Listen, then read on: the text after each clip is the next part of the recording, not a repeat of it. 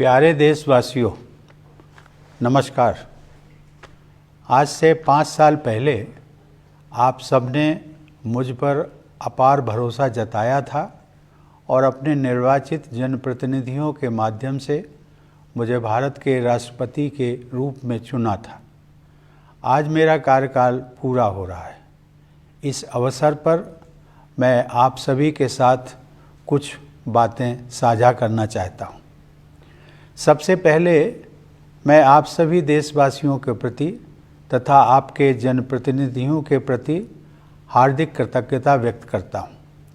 पूरे देश में अपनी यात्राओं के दौरान नागरिकों के साथ हुए संवाद और संपर्क से मुझे निरंतर प्रेरणा मिलती रही। छोटे छोटे गांवों में रहने वाले हमारे किसान और मजदूर भाई बहन, नई पीढ़ी के जीवन को संवारने वाले हमारे शिक्षक, हमारी विरासत को समृद्ध बनाने वाले कलाकार, हमारे देश के विभिन्न आयामों का अध्ययन करने वाले विद्वान, देश की समृद्धि बढ़ाने वाले उद्यमी, देशवासियों की सेवा करने वाले डॉक्टर व नर्स, राष्ट्र निर्माण में संलग्न वैज्ञानिक व इंजीनियर, देश की न्याय व्यवस्था को योगदान देने वाले न्यायाधीश व अधिवक्ता, प्रशासन तंत्र को सुचारू रूप से चलाने वाले सिविल सर्वेंट्स, हर वर्ग को विकास से जोड़ने में सक्रिय हमारे सामाजिक कार्यकर्ता, भारतीय समाज में आध्यात्मिक प्रवाह को बनाए रखने वाले सभी पंथों के आचार्य व गुरुजन, आप सभी ने मुझे अपने कर्तव्यों का निर्वहन करने में भरपूर सहयोग दिया है। संक्षेप में कहूँ तो समाज के सभी वर्गों का मुझे पूरा सहयोग, समर्थन व आशीर्वाद मिला है।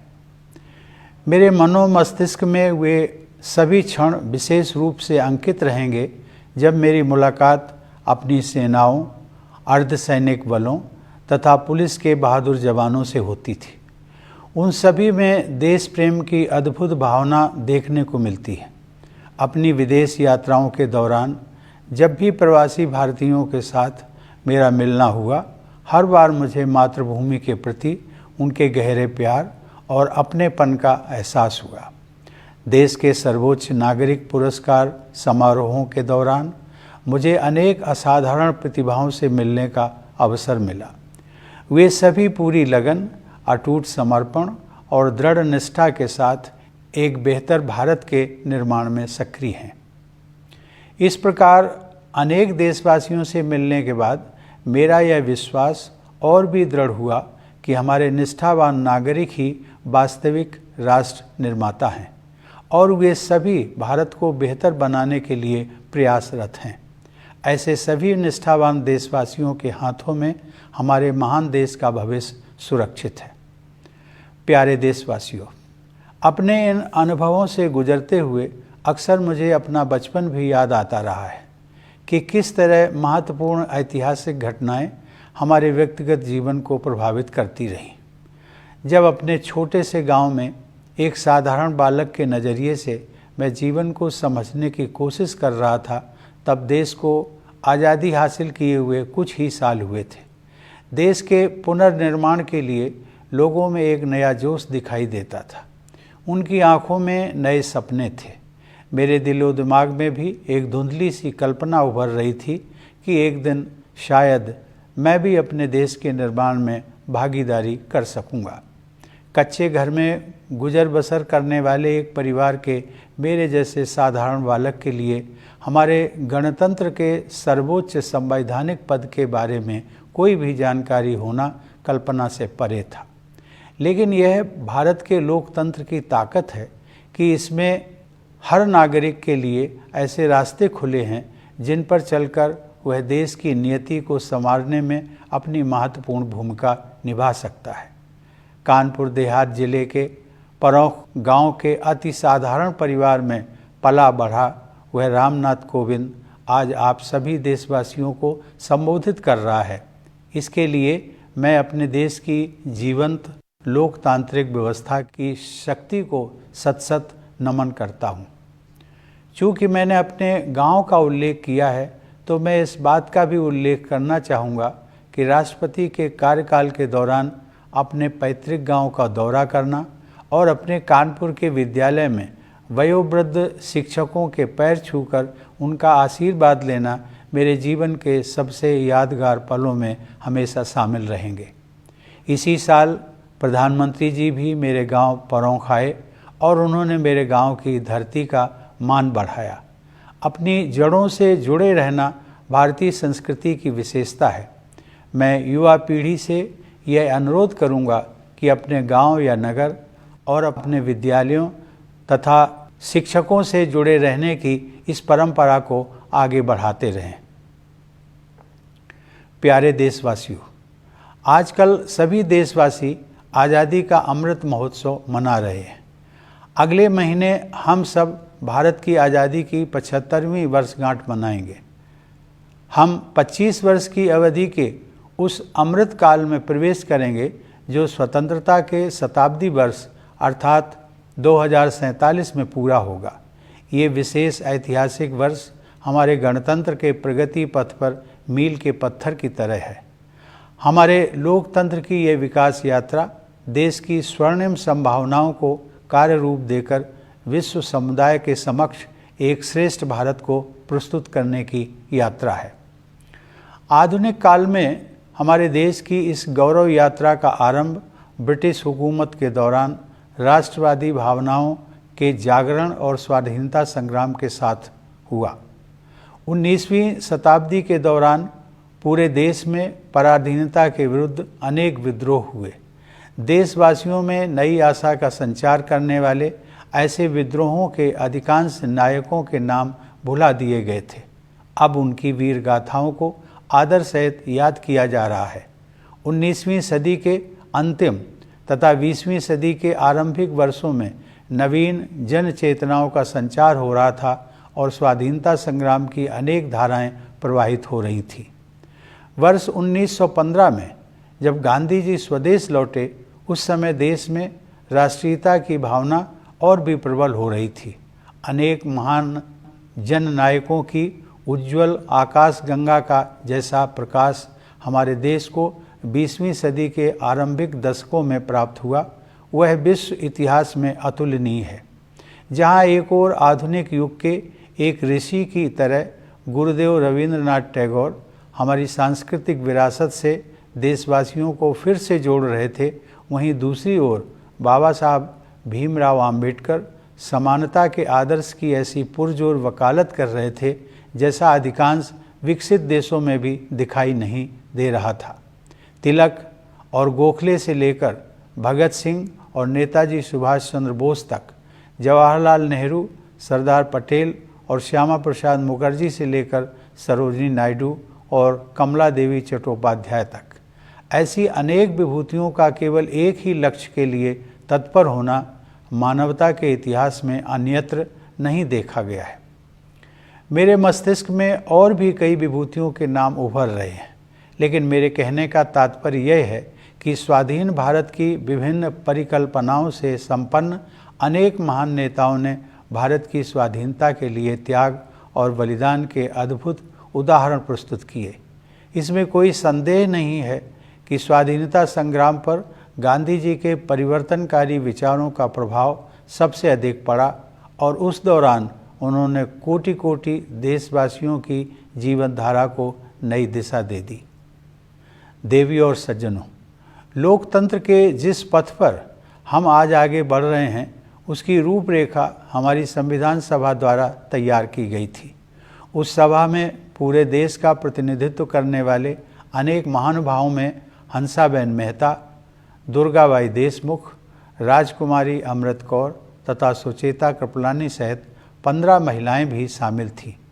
संविधान सभा के सदस्यों के अमूल्य योगदान से निर्मित भारत का संविधान हमारा प्रकाश स्तंभ रहा है और इसमें निहित आदर्श चिरकाल से संरक्षित भारतीय जीवन मूल्यों का हिस्सा रहे हैं। संविधान को अंगीकृत किए जाने से एक दिन पहले संविधान सभा में अपने समापन वक्तव्य में डॉक्टर आम्बेडकर ने लोकतंत्र के सामाजिक और राजनैतिक आयामों के बीच के अंतर को स्पष्ट किया था। उन्होंने कहा था कि हमें केवल राजनीतिक लोकतंत्र से संतुष्ट नहीं होना चाहिए। मैं उनके शब्दों को आप सबके साथ साझा करता हूँ। उन्होंने कहा था, हमें अपने राजनीतिक लोकतंत्र को एक सामाजिक लोकतंत्र भी बनाना चाहिए। राजनीतिक लोकतंत्र टिक नहीं सकता यदि वह सामाजिक लोकतंत्र पर आधारित न हो। सामाजिक लोकतंत्र का क्या अर्थ है? इसका अर्थ है जीवन का वह तरीका जो स्वतंत्रता, समानता और बंधुता को जीवन के सिद्धांतों के रूप में मान्यता देता है। स्वतंत्रता, समानता और बंधुता के इन सिद्धांतों को एक त्रिमूर्ति के अलग अलग हिस्सों के रूप में नहीं देखना चाहिए। उनकी त्रिमूर्ति का वास्तविक अर्थ यह है कि उनमें से किसी भी हिस्से को एक दूसरे से अलग करने पर लोकतंत्र का वास्तविक उद्देश्य ही समाप्त हो जाता है। प्यारे देशवासियों, जीवन मूल्यों की यह त्रिमूर्ति आदर्शयुक्त, उदारतापूर्ण और प्रेरणादायक है। इस त्रिमूर्ति को अमूर्त अवधारणा मात्र समझना गलत होगा। केवल आधुनिक ही नहीं बल्कि हमारा प्राचीन इतिहास भी इस बात की गवाही देता है कि वे तीनों जीवन मूल्य हमारे जीवन की सच्चाई हैं। उन्हें हासिल किया जा सकता है और वस्तुतः उन्हें विभिन्न युगों में हासिल किया भी गया है। हमारे पूर्वजों और हमारे आधुनिक राष्ट्र निर्माताओं ने अपने कठिन परिश्रम और सेवा भावना के द्वारा न्याय, स्वतंत्रता, समता और बंधुता के आदर्शों को चरितार्थ किया था। हमें केवल उनके पद चिन्हों पर चलना है और आगे बढ़ते रहना है। सवाल उठता है कि आज के संदर्भ में एक सामान्य नागरिक के लिए ऐसे आदर्शों का क्या अर्थ है। मेरा मानना है कि उन आदर्शों का प्रमुख लक्ष्य सामान्य व्यक्ति के लिए सुखमय जीवन का मार्ग प्रशस्त करना है। इसके लिए सबसे पहले सामान्य लोगों की मूलभूत आवश्यकताएं पूरी की जानी चाहिए। अब संसाधनों की कमी नहीं है। हर परिवार के पास बेहतर आवास तथा पीने के पानी और बिजली की सुविधा उपलब्ध हो, इस दिशा में हम काम कर रहे हैं। यह बदलाव विकास की बढ़ती हुई गति तथा भेदभाव से पूर्णतः मुक्त सुशासन द्वारा ही संभव हो सका है। मूलभूत आवश्यकताओं को उपलब्ध कराने के बाद यह सुनिश्चित करना है कि प्रत्येक नागरिक अपनी क्षमताओं का उपयोग करते हुए खुशी के अवसर तलाशे तथा अपने नितांत निजी गुणों का समुचित उपयोग करते हुए अपनी नियति का निर्माण करे। इस दिशा में आगे बढ़ने के लिए शिक्षा ही मुख्य साधन है। मेरा मानना है कि राष्ट्रीय शिक्षा नीति युवा भारतीयों के लिए अपनी विरासत से जुड़ने और 21वीं सदी में अपने पैर जमाने में बहुत सहायक सिद्ध होगी। उनके विकासमान भविष्य के लिए अच्छी स्वास्थ्य सेवाएं अनिवार्य हैं। कोविड की वैश्विक महामारी ने सार्वजनिक स्वास्थ्य सेवा के बुनियादी ढांचे में और भी अधिक सुधार की आवश्यकता को रेखांकित किया है। मुझे खुशी है कि सरकार ने इस कार्य को सर्वोच्च प्राथमिकता दी है। शिक्षा और स्वास्थ्य सेवाओं का लाभ उठाते हुए हमारे देशवासी सक्षम बन सकते हैं और आर्थिक सुधारों का लाभ लेकर अपने जीवन निर्माण के लिए सर्वोत्तम मार्ग अपना सकते हैं। 21वीं सदी को भारत की सदी बनाने के लिए हमारा देश सक्षम हो रहा है, यह मेरा दृढ़ विश्वास है। प्यारे देशवासियों, अपने कार्यकाल के 5 वर्षों के दौरान मैंने अपनी पूरी योग्यता से अपने दायित्वों का निर्वहन किया है। मैं doctor Rajendra Prasad, doctor S Radhakrishnan और डॉक्टर APJ अब्दुल कलाम जैसी महान विभूतियों का उत्तराधिकारी होने के नाते बहुत सचेत रहा हूँ। जब मैंने राष्ट्रपति भवन में प्रवेश किया था तब मेरे तत्कालीन पूर्ववर्ती श्री प्रणब मुखर्जी ने भी मेरे कर्तव्यों के बारे में मुझे बुद्धिमत्तापूर्ण सुझाव दिए।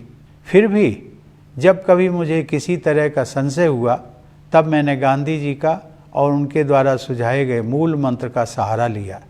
गांधी जी की सलाह के मुताबिक सबसे अच्छा मार्गदर्शक सिद्धांत यह था कि हम सबसे गरीब आदमी के चेहरे को याद करें और खुद से ये सवाल पूछें कि हम जो कदम उठाने जा रहे हैं क्या वह उस गरीब के लिए सहायक होगा।